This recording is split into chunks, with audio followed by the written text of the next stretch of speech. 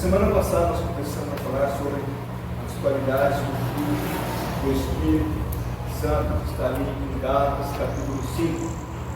E nós vimos que ele as qualidades do Espírito Santo, o fruto do Espírito, né?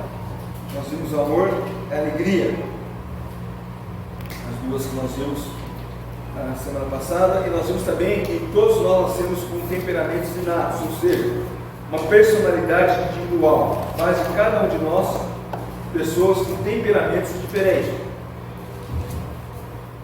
Temperamentos diferentes. Todos nós temos temperamentos. Esses temperamentos nascem conosco. E é por isso, talvez, nós devemos entender que não se pode julgar alguém. Talvez aquela pessoa que é mais introspectiva, ou seja, uma pessoa que possui uma personalidade com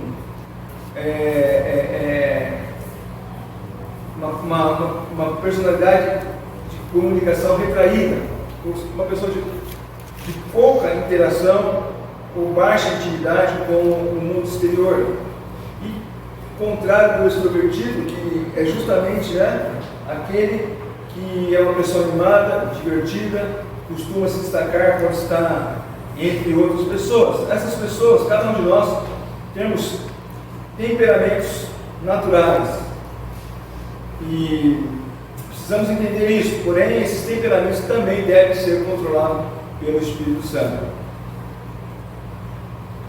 Existem grandes pregadores, existem grandes servos de Deus que são introspectivos, que têm dificuldade na comunicação, mas que quando pregam a palavra de Deus, pregam no poder do Espírito Santo.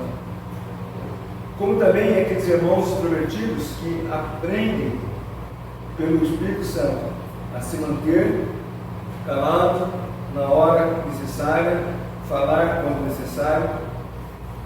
E embora é muito mais gostoso estar em meio de pessoas extrovertidas, porque elas costumam ser bastante simpáticas, engraçadas, e tem muita facilidade na vida social, na comunicação com outras pessoas, às vezes, se ela não está sendo controlada pelo Espírito Santo, ela pode passar do ponto. E esses temperamentos naturais, como falei, devem ser controlados pelo Espírito Santo, porque ele é que vai nos capacitar a externar as qualidades do Espírito Santo. Semana passada nós falamos de duas dessas características: amor e alegria. Um amor capaz de amar até mesmo o inimigo, e a alegria que não se perde nem mesmo diante de situações difíceis da vida. Isso não é humano. Você amar alguém que te persegue, você amar alguém que quer o teu mal, isso não é natural, isso é sobrenatural. Isso vem do Espírito Santo. Da mesma forma, pessoas que estão passando por problemas, elas não perdem a alegria do Senhor, enfrentam as situações difíceis da vida sem perder a genuína alegria, aquela alegria que vem do alto. E hoje, avançando um pouco mais em algumas dessas características, nós vamos falar de três, pelo menos. A primeira dela, na lista de Gálatas 5, depois de amor e alegria, é paz. Nós sabemos que o mundo, ele busca pela paz. O mundo, ele anseia por paz. Encontros com grandes potências mundiais tentam promover a paz. A ONU, Organização das Nações Unidas, tem como um dos seus pilares de sustentação a promoção da paz. Dentro da ONU existe o Conselho, um grupo de países que agem e trabalham em prol da paz. Aliás, a ONU ela foi criada logo após a Segunda Guerra Mundial, prometendo promover paz entre as nações. Mas todos nós sabemos que esse tipo de paz não dura muito tempo. Basta o interesse de um país ser ignorado que logo começam os conflitos. Estamos sempre ouvindo falar de guerras regionais. Agora é a Bielorrússia, né? Que estão querendo invadir a Polônia, e apoiada pela Rússia. E aí depois vem a China, que quer invadir Taiwan, para tornar novamente a Taiwan se tornar novamente sob domínio chinês. E sempre estão falando de guerra, de derramamento de sangue. Essa paz que o homem promove, ou que tenta promover, ela é muito frágil. Como eu disse, basta o interesse de alguém ser colocado em xeque, basta o interesse de alguém ser ameaçado, que logo eles iniciam ou começam os rumores de guerra, né? A paz de que Paulo fala aqui em Gálatas, capítulo 5, que a palavra de Deus nos fala, ela é diferente. Nós podemos lembrar de versículos que falam da paz com Deus, ou como nós lemos nessa noite, em Filipenses 4, a paz de Deus, e há uma diferença, vamos falar daqui a pouco sobre isso, da paz com Deus e da paz de Deus. O próprio Senhor Jesus Cristo declarou em João capítulo 14, versículo 27, ele disse que deixo-vos a paz, a minha paz vos dou, não vou a dou como o mundo a dá. Não se turbe o vosso coração, nem se atemorize. Essa paz que o Senhor Jesus Cristo dá é a verdadeira paz. E ela é a única, que o único que pode dar essa paz é o próprio Senhor Jesus Cristo. Esta é a paz que nós temos com Deus por meio da reconciliação dos nossos pecados através de Jesus Cristo. O homem é inimigo de Deus, os pecados separaram o homem de Deus, e quando Cristo derramou o seu sangue na cruz do Calvário, e todo aquele que recebe Cristo como Salvador passa a ter paz com Deus. Ele está em paz com Deus. E já não há mais inimizade entre ele e Deus. E essa paz, então, é a paz de um coração despreocupado, porque é a certeza da presença do Senhor Jesus em sua vida, a garantia da eternidade através da obra de Jesus Cristo que realizou na cruz do Calvário para a sua vida. Esse mesmo capítulo 14 de João, o Senhor Jesus começa dizendo, e ele repetiu aqui nesse versículo 27, não se turbe o vosso coração. O Senhor Jesus percebia que os discípulos estavam temerosos, estavam preocupados. O que poderia acontecer com eles quando o Senhor Jesus Cristo os deixasse? E ele então fala para os discípulos não se preocuparem, porque ele iria, mas a promessa do Consolador, que diz no versículo 6, o Consolador, o Espírito Santo, a quem o Pai enviará em meu nome,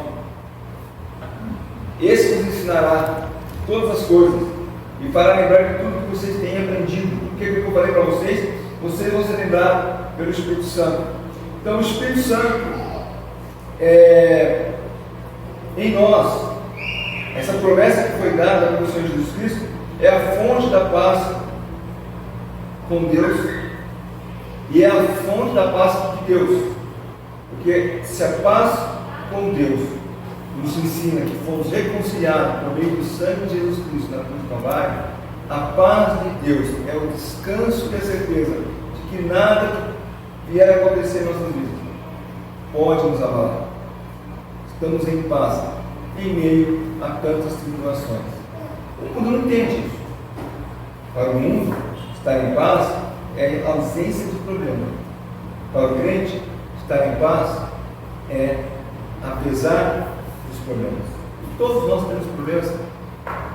Falei hoje de manhã que às vezes eu paro e penso, a vida está boa, não tem nenhum problema, mas daqui a pouco surge uma preocupação, tenta roubar o sono. Então, o crente do Senhor Jesus Cristo, ele tem através do Espírito Santo a fonte da paz com Deus e também da paz de Deus. E essa paz, como eu disse, é resultado da experiência redentora pela fé. não é para todos. O homem comum não tem essa paz. O homem que não conhece o Senhor Jesus Cristo não conhece a paz em relação a Deus. Pelo contrário, o homem sem Cristo, ele está em guerra com Deus, mesmo sem ele saber. Romanos capítulo 5, versículo 10, o apóstolo Paulo, ele diz: porque se nós, quando inimigos, fomos reconciliados com Deus. Então, antes da reconciliação com Deus, nós éramos o quê? Inimigos de Deus. Nós que éramos inimigos, fomos reconciliados com Deus mediante a morte de seu Filho. Muito mais estamos já reconciliados, seremos salvos pela sua vida. Então, havia uma inimizade, havia uma guerra. Nós éramos inimigos de Deus, mesmo que o homem não fale, não saiba, né? Você chegar aí no mundo e falar para alguém: você é inimigo de Deus? Imagina. Eu não sou mais gente, sou inimigo de Deus. Saber se está em guerra com Deus? Não, eu não estou em guerra com Deus, não. Se ele não teve os seus pecados perdoados pelo sangue de Jesus Cristo, ele é inimigo e está em guerra com Deus. Ainda Paulo afirma em Colossenses capítulo 1, versículo 22 e 23: agora, porém, vos reconciliou no corpo da sua carne, mediante a sua morte, para apresentar-vos perante ele santos, culpados e irrepreensíveis. Se é que permaneceis na fé, alicerçados, firmes, não nos deixando afastar a esperança do evangelho que eu visto, que foi pregado a toda criatura debaixo do céu, e do qual eu, Paulo, vos tornei ministro. Então, por meio da obra de Cristo Jesus, nós que éramos inimigos, fomos reconciliados. E por meio da obra de Cristo, conforme Paulo fala aqui, Cristo reconciliou mediante sua morte, nos apresentando diante de Deus como santos, inculpáveis e irrepreensíveis. O homem sem Deus, ele não é apenas inimigo de Deus, como ele é repreensível, é culpado. E Deus aqui nos dá a possibilidade, dá ao homem a possibilidade de receber reconciliação por meio da obra de Jesus Cristo. Então, o fruto do Espírito é a paz. O homem sem Cristo, ele vai ter que enfrentar o tribunal de Cristo, mas sabemos que não será para julgamento. Quando se fala que o homem vai enfrentar o tribunal de Cristo, ele pensa assim: ainda existe uma possibilidade. Mas esse tribunal não é um tribunal onde ele será julgado e talvez tentar uma absolução, mas é para ouvir a sentença. A sentença já foi declarada, e o próprio Senhor Jesus Cristo já disse para nós em João capítulo 3, versículo 36. João 3, 36. Por isso, quem crê no Filho tem a vida eterna, que todavia se mantém rebelde contra o Filho não verá vida, mas contra ele permanece a ira de Deus. Deixa eu voltar antes, no versículo 18 e 19. 3,18. Quem nele crê não é julgado. O que não crê já está julgado, porquanto não crê no nome do unigênito Filho de Deus. O julgamento é esse: que a luz veio ao mundo e os homens amaram mais as trevas do que a luz, porque as suas obras eram más. Então essa pessoa, ela não está em paz, sobre ela permanece, como nós vemos em João 3,16, a ira de Deus. Ela não está condenada, e ela só deixa de ser condenada, uma palavra que tem sido usada muito no último tempo, ela é descondenada, né? Não por uma canetada de um juiz em um tribunal, mas pelo sangue do Senhor Jesus Cristo. Enquanto a pessoa tem vida, enquanto ela respira, ela pode ser reconciliada com Deus, ela pode ter novamente a paz com Deus por meio do sangue de Jesus Cristo. Mas depois da morte, não há mais o que fazer, conforme Deus nos fala. Ela depois, né, depois da. Deixa eu ler aqui o texto, tá? Eu ia falar metade do versículo, daí acabou enroscando.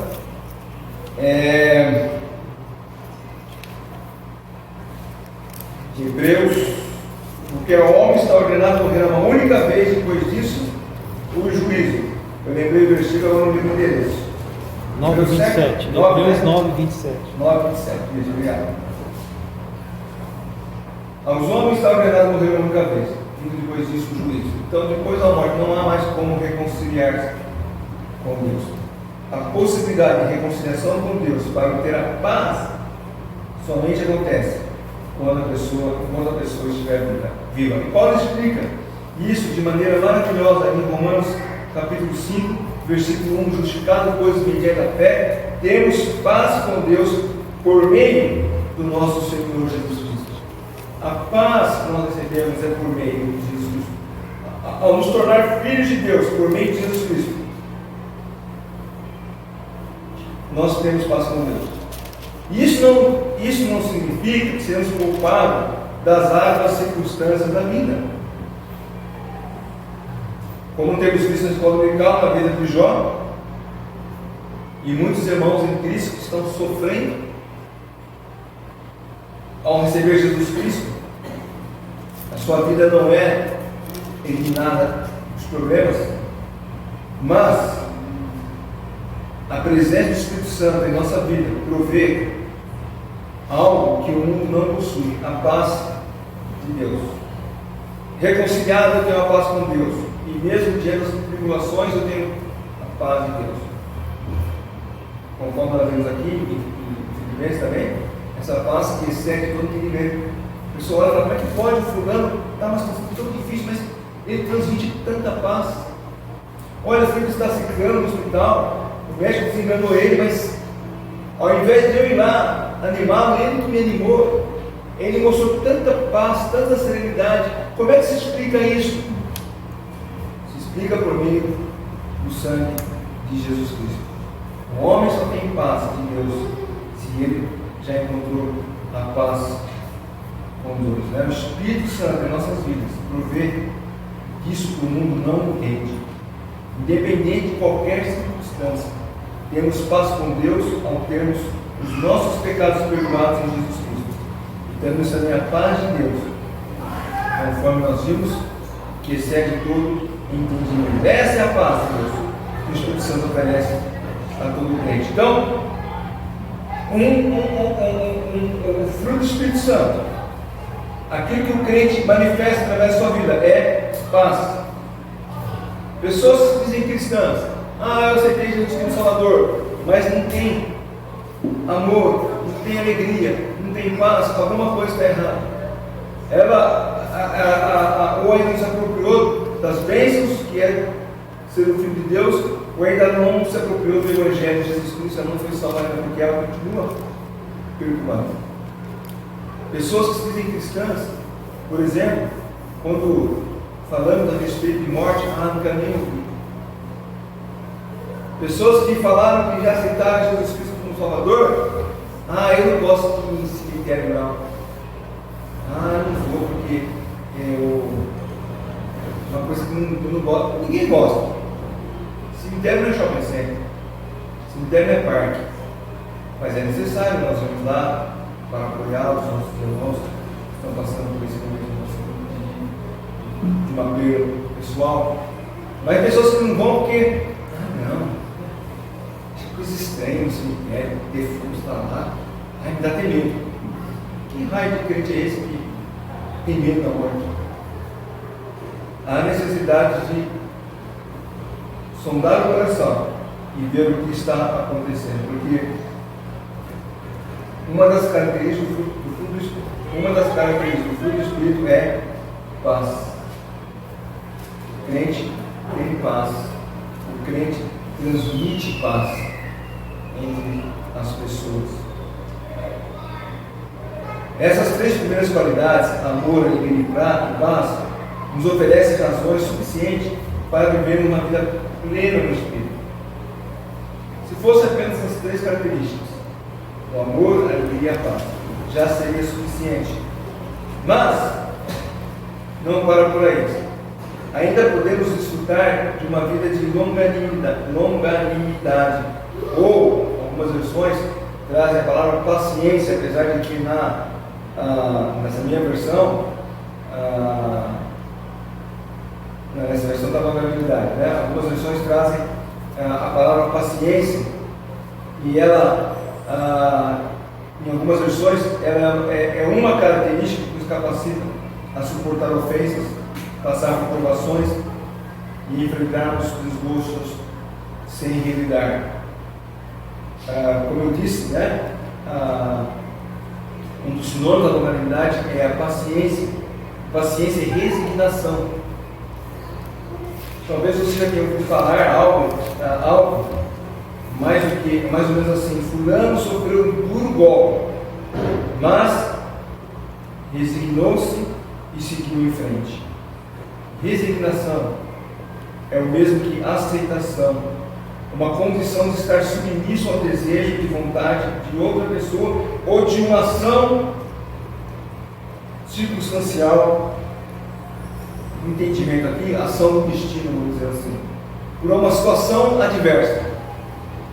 Nós nos resignamos. Então, a longanimidade é isso. Você se submeter à vontade de Deus. Embora a vida possa pregar situações, né, de dificuldades, talvez você passe por uma situação de dificuldade, talvez a vida que pregue uma peça, vamos dizer assim. O cristão sabe que nada escapa do controle de Deus, como temos visto nas aulas de Jó. E assim, resignando-se, pacientemente ele segue o seu caminho, não deixando se abater. Vai tomar providência? É lógico que vai. Todos nós, passando uma situação de adversidade, de dificuldade, nós vamos tomar providência para resolver a situação. Se é desemprego, procurar emprego. Se é doença, procurar um tratamento.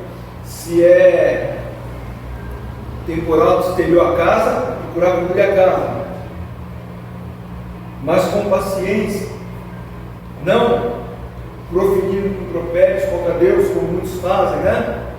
Reclamando de Deus, mas sabendo que nada foge do controle de Deus. Ser longânimo, ser paciente, não significa, não é necessariamente, ou não tem a ver apenas com relação ao próximo, né?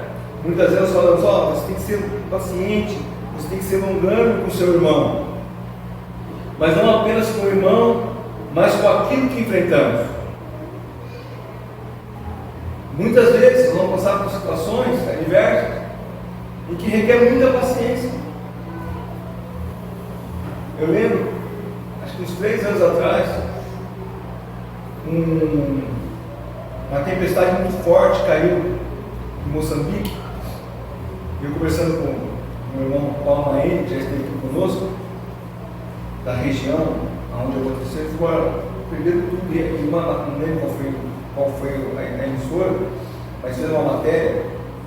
As pessoas já a casinha já não era muito bem frio, perderam tudo, elas estavam morando debaixo de telhadinhos, fizeram telhadinho, estavam morando ali embaixo. Foram entrevistadas, alguns falaram: não, nós vamos agora passar por esse momento difícil, mas nós vamos reconstruir, nós vamos continuar a vida, nós vamos levantar, vamos reconstruir essas casas, estamos recebendo apoio de grupos que estão nos ajudando com alimento, medicamento, mas nós vamos adiante. Ou seja, ela tomou providências, ela não reclamou contra Deus, ela não blasfemou contra Deus. Pacientemente, ela levantou, arregaçou as mangas e enfrentou aquela situação. Infelizmente, muitos são aqueles que se revoltam contra as situações que a vida lhe impõe. Às vezes abandonam projetos, desistem de seguir em frente, se afastam de Deus, abandonam famílias, tudo porque não são pacientes, não sabem esperar em Deus. Tomam a sua providência, né? Sem aguardar em Deus. Simplesmente tomam outro rumo, como várias vezes falei na escola dominical. Quantas vezes nós ouvimos pessoas dizerem assim, depois de passar por uma situação difícil: Deus não cumpriu a sua parte no contrato com Ele, por isso eu não quero saber mais de Deus. Você encontra pessoas que falam: eu já frequentei uma igreja, eu fui crente assim, assim, assado, e você conversa com ele: por que você abandonou a fé? Por que você deixou de seguir os caminhos do Senhor Jesus? Deus não cumpriu a parte dele e eu me afastei dele. Eu perdi isso, eu perdi aquilo. Eu era tão fiel a Deus e Deus nunca me deu nada em troca. como se Deus fosse obrigado a dar algo em troca. São pessoas que não têm paciência. No final, né, ou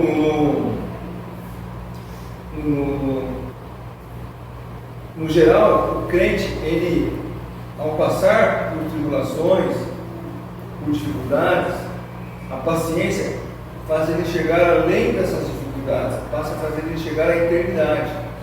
O que está além dessa situação, o que está além dos infortúnios que estou enfrentando nesse momento, tem a vida eterna, tem a minha morada eterna, tem algo que nada desse mundo pode tirar de mim. Então, com paciência, ele continua a sua jornada. Longanimidade. Pessoas cristãs devem exercitar a longanimidade, porque ela é importante até mesmo como testemunho na sua vida. Né? Os irmãos sabem que eu sou uma pessoa, se não sabe, não sabe agora, né? Mas vão saber que eu sou uma pessoa de pouca paciência. Eu sou somente com horário. Eu falo que eu costumo dizer o seguinte: que se disser que vou morrer às 15 para as 8, 7 e meia eu fico encostando, né? Para não perder o horário. Os irmãos sabem que eu sou um pouco paciente, mas não é apenas com relação ao horário do compromisso. Às vezes eu me desanimo quando eu vejo um projeto que é de nova duração, que vai exigir paciência, e eu abandono aquele projeto. Vou começar a fazer uma coisa que vai demorar 3 meses. Não tenho paciência. Abandono. Porque eu quero começar algo agora e terminar daqui a pouco. E na vida nem tudo é assim. E eu tenho consciência de que Deus quer trabalhar mais aqui nessa área. Que eu tenho que deixar o Espírito Santo controlar melhor essas qualidades da minha vida. Porém, eu creio que, assim como as demais qualidades, a longanimidade deve ser controlada pelo Espírito Santo. Então, o desafio para mim, pessoal, isso aqui vai demorar, eu vou começar. Com paciência, pedir que o Espírito Santo me ajude a realizar aquela tarefa até que eu chegue ao final dela. E a terceira característica, benignidade. Algumas versões trazem como bondade também. E na minha versão, inclusive, traz benignidade e bondade. São duas características diferentes. Elas são bondade, benignidade ou generosidade. São sinônimos muito parecidos. Porém, a benignidade, ela tem uma diferença pouco percebida pelas pessoas. Benignidade é um ato de bondade profunda. É diferente. Benignidade é uma coisa, bondade é outra. Porque benignidade é um ato de bondade profunda, polido, afável, de que tem origem em um coração muito terno. Nós vivemos um mundo em que as pessoas pouco conhecem essa sensibilidade. Muitas vezes as pessoas dizem de outra pessoa que ela é bondosa pelos atos praticados. Mas, como eu falei, a benignidade é mais do que um ato praticado. Vai além dos atos. São suas palavras. A benignidade está relacionada com o caráter do indivíduo, enquanto que a bondade consiste na atitude deste. É lógico que uma pessoa benigna, ela é também bondosa, mas nem toda pessoa bondosa é benigna. Porque a pessoa ela pode ter atos de bondade. Vê uma família passando necessidade, eu vou lá e dar uma cesta básica. Mas aquilo ali não é apenas uma questão de consciência, de ajuda ao necessitado, mas não necessariamente de um ato que vem desse coração benigno. Por isso há essa diferença. Então, seria correto afirmar que a bondade é a exteriorização em forma de ações da benignidade. Por isso que eu falei, todo aquele que é benigno, ele tem atos de bondade, mas nem todos que têm atos de bondade é benigno. Porque a benignidade é o resultado da compaixão do Espírito Santo para com a humanidade perdida. Então não é apenas nos atos, mas nas suas palavras, nas suas ações.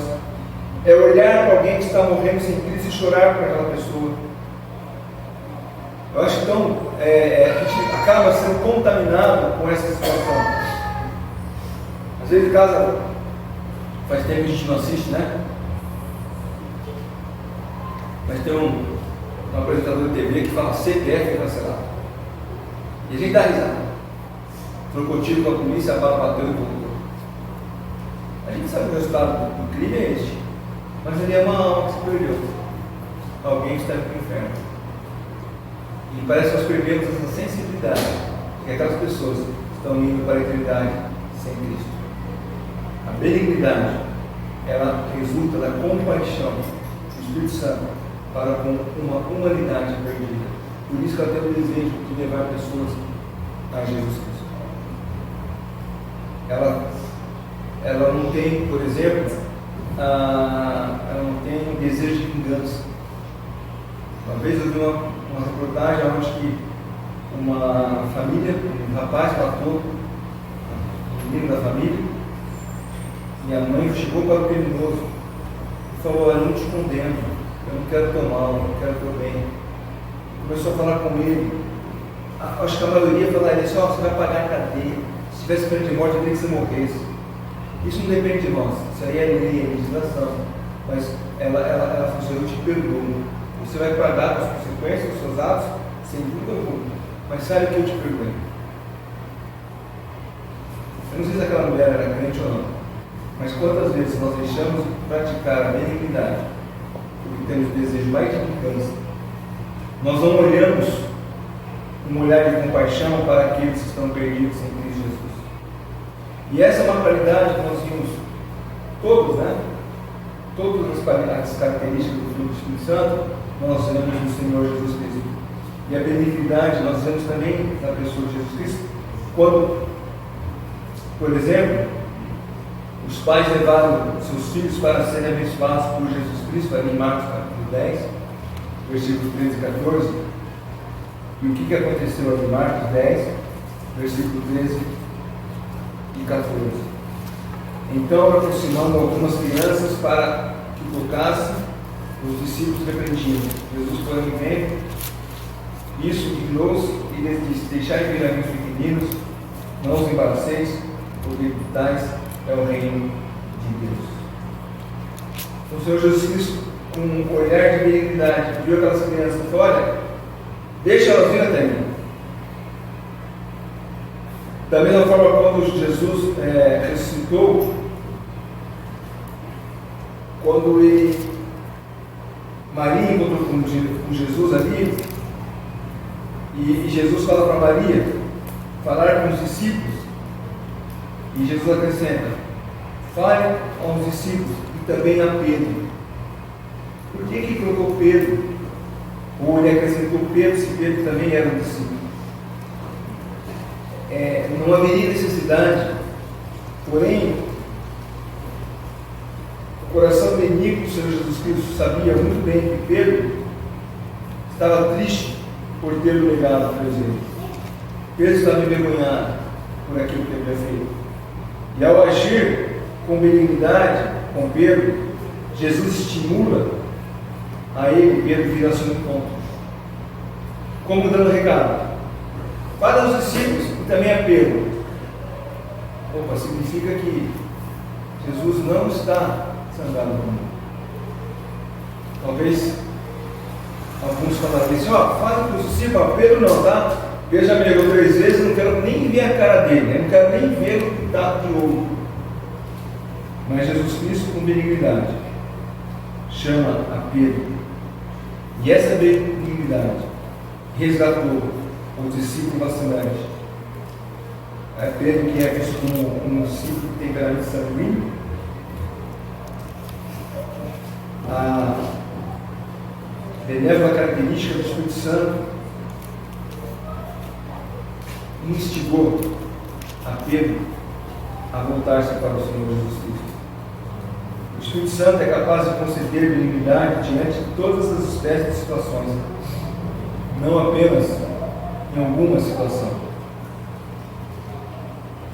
Mesmo a benignidade que Jesus demonstrou com as crianças e a Pedro, nós devemos demonstrar, por exemplo, com os nossos irmãos.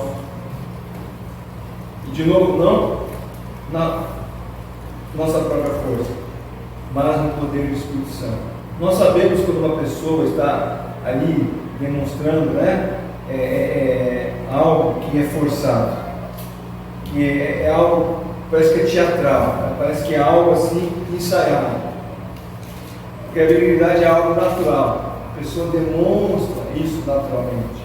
Eu sou crente, eu tenho que mostrar benignidade para meus irmãos, então eu vou lá. Não, isso é natural. Se um irmão for ofendido pelo outro, naturalmente ela perdoa e chama de volta à comunhão. Ela não faz isso de uma forma teatral, mas é algo natural. Eu não quero ir mais, gente, eu não quero estender, apesar de o horário ainda não é ainda cedo, mas não quero falar das demais características, mas o que eu quero é desafiar a cada um de nós a vivenciarmos essas qualidades durante a semana. E olha, não existe melhor lugar para exercitar o fruto do Espírito do que na própria família. Porque lá nós temos intimidade. Lá é quando as pessoas se conhecem como nós somos de verdade. Não há uma máscara. Nós não estamos ali representando.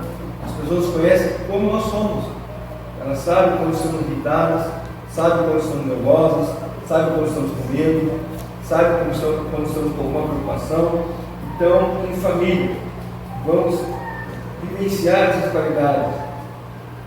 O pleno poder do Espírito Santo, novamente, não é algo forçado, é deixar o Espírito Santo agir em nós. Estar cheio do Espírito Santo. De que forma? Você não enfia na tomada, agora você vê o poder do Espírito Santo. Não. Essa água ficou em cima do rádio, da televisão, agora ela está com uma bênção e eu vou bebê-la e o Espírito Santo vai agir na minha vida? Também não. Mas é de uma plena comunhão diária com o Senhor Jesus Cristo. É por meio da oração, é por meio da leitura da palavra de Deus.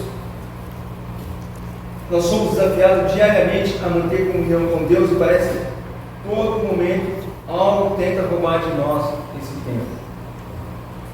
Você coloca lá no propósito do coração, todos os dias eu vou acordar, eu vou ler a Bíblia, eu vou orar, eu vou ter um tempo de comunhão com Deus. Isso não significa que o resto do dia você não vai ter, mas é aquele momento só você é especial com Deus. Mas parece que quando você está ali, naquele momento, você faz uma vez, duas vezes, terceira vez, alguma coisa acontece. Algo foge do seu controle. Não estou dizendo que você tem que ser engessado. Se hoje você conseguiu, você manteve um tempo de oração, leitura da Bíblia pela manhã, e amanhã, talvez de manhã, você vai lá, talvez vai fazer um exame médico, está em jejum, de 6 da manhã tem que estar lá no posto de saúde, não vai dar tempo, faça à tarde, faça à noite. Mas tenha um tempo de comunhão, de oração, de leitura da palavra de Deus. Exercite a sua fé por meio da comunhão com o Senhor Jesus. O Espírito Santo vai poder agir na sua vida. Isso vai ser algo natural. Estar cheio do Espírito Santo vai fazer com que você manifeste essas qualidades de maneira natural. Qualidades em que as pessoas que não têm o Senhor Jesus como Salvador não vão poder jamais manifestar. Se engana quem pensa que está cheio do Espírito Santo, é sair por aí profetizando, falando em línguas, curando pessoas. Não é isso. Já falamos sobre isso algumas vezes. Sabemos que essas coisas não evidenciam estar cheio do Espírito Santo. Pessoas que dizem estar cheio do Espírito Santo, que saem profetizando, falando em línguas, não tem paciência, não tem paz, não tem amor, não tem longanimidade, não tem domínio próprio, não tem nada disso. Está apenas ali mostrando algo que nem é genuinamente do Espírito Santo. Mas o crente, ele, ao estar cheio do Espírito Santo, as coisas vão acontecendo na vida dele naturalmente, sem ela perceber. Ela vai manifestar isso, e as pessoas que vão notar nela essa diferença. Não é algo forçado. Tempo atrás, tinha uma propaganda de uma escola de inglês, em que a moça entra no táxi em Nova York, e o chofer pergunta para ela onde ela vai, e ela responde em inglês. E ela se espantou, porque ela falou assim, sem ter pensado, né? E aquele que aprende inglês, o bom aluno de inglês, ele não pensa no que vai falar antes, né? Quando se quiser falar alguma coisa em inglês, eu tenho que traduzir o banco, a mesa, tem que ver qual que é a palavra, traduzir e usar uma frase ali. E ela naturalmente, e a propaganda falava, naquela escola, se você estudar naquela escola, você vai aprender inglês de maneira tão natural, que quando você menos perceber, você vai estar falando inglês. Então, estar cheio do Espírito Santo vai ser uma coisa tão natural para quem tem comunhão com Deus, que quando ela menos perceber, ela vai estar manifestando essas coisas. Ela vai ter paz. O mundo está desabando, você está em paz. Escolha. Por quê? Vem de Deus. O mundo não conhece. Essa paz excede todo entendimento. As pessoas não conseguem as pessoas não conseguem ter essa experiência. Para elas, uma vida de paz é uma vida com bom, passando dinheiro na conta corrente, é uma vida com a mesa farta, é uma vida com boa saúde. E tem tantos irmãos que nem têm dinheiro no banco e vivem muito mais em paz do que muitos bilionários. Tem tantos irmãos que vivem com problemas sérios de saúde, que tem muito mais paz do que muitos que vivem esbanjando saúde, porque essa paz excede todo o entendimento. A pessoa ela não ganha, ela não tem, ela como eu falei, né? Ela resigna-se, ela enfrenta a situação, ela vai buscando, né? Ela não murmura contra Deus, porque ela sabe que nada escapa do controle de Deus. E ela pacientemente segue a sua jornada para a eternidade. Ela é benigna, ela simplesmente demonstra amor para com o próximo, compaixão por aquelas vidas perdidas. Como eu disse, a pessoa bondosa é aquela que talvez vai lá e leva a cesta básica. A benigna, ela leva a cesta básica e fala do Evangelho de Jesus Cristo, por exemplo. Ela não apenas demonstrou um ato de bondade, mas ela também ela demonstrou a compaixão por aquela alma perdida. Porque ela sabe que aquela cesta básica vai durar 10, 15 dias, quando muito. Mas a vida sem Cristo é eterna. Por isso ela vai demonstrar benignidade para com o perdido. Que Deus possa nos abençoar e nós durante a semana tenhamos a disposição de manifestar em nossas vidas o fruto do Espírito Santo. Seria tão bom se nós pudéssemos pelo menos decorar, né? Ter em mente